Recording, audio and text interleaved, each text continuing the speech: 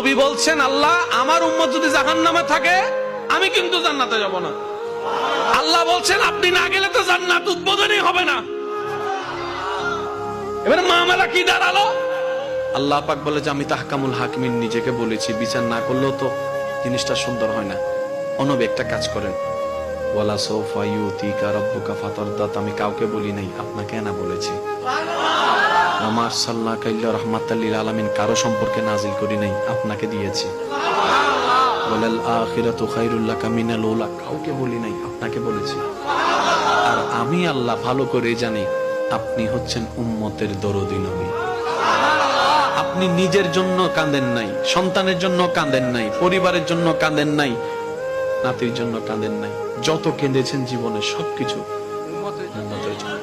এমনকি হাসরের ময়দানে যখন সর্বপ্রথম আমাদের নবীকে আল্লাহর হুকুমে তোলা হবে, আমাদের নবী উঠেই জিব্রাইল আলাইহিস সালামকে প্রথম প্রশ্ন করবে, ও আমার ভাই জিব্রাইল, আমার উম্মত গুলা কোথায়? আইনা উম্মতি, আইনা উম্মতি, আমার উম্মত কোথায়? আমার উম্মত কোথায়? আমার উম্মত কোথায়? আমি ওঠার আগেই নাকি আমার উম্মতকে জাহান্নামে দিয়ে দিয়েছো নাকি? কোনো আমার উম্মত কোনো জাহান্নামে চলে গেছে নাকি? জিব্রাইল বলবে, ইয়া রাসূলুল্লাহ, প্রথমেই আপনাকে তোলা হয়েছে, এখন আর কাউকে তোলা হয় নাই, প্রথমেই আপনি উঠেছেন। আমার নবী বলবে, আমার উম্মত গুলা কোথায়? জিব্রাইল বলবে, ইয়া রাসূলুল্লাহ, এখনো তারা উঠে নাই, উঠবে একটু পরে।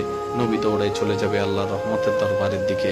সিজদায় যে পড়বে, একটাই কথা থাকবে, রব্বি হাবলি উম্মতি, রব্বি হাবলি উম্মতি।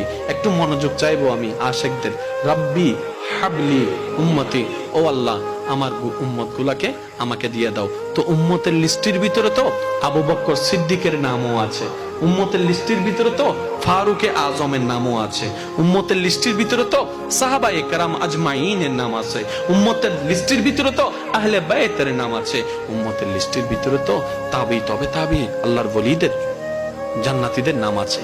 এবার আল্লাহ পাক বলবে, আপনি যে বললেন রব্বি হাবলি উম্মতি, উম্মতকে দেওয়ার জন্য আপনি কে আবু বকরের কথা বলছেন? নবী বলে যে না, আমার আবু বকরকে নিয়ে চিন্তা নাই, আমার ফারুককে নিয়ে চিন্তা নাই, আমার ওসমানকে নিয়ে চিন্তা নাই, আমার আলীকে নিয়ে চিন্তা নাই।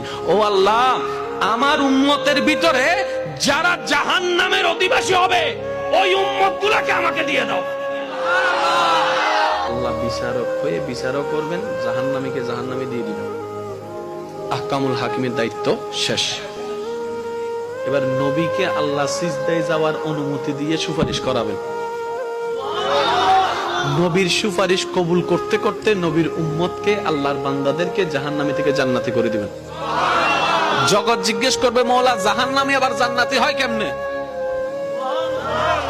ফেল কখনো পাস হয় না, পাস কখনো ফেল হয় না, কথা বলেন না।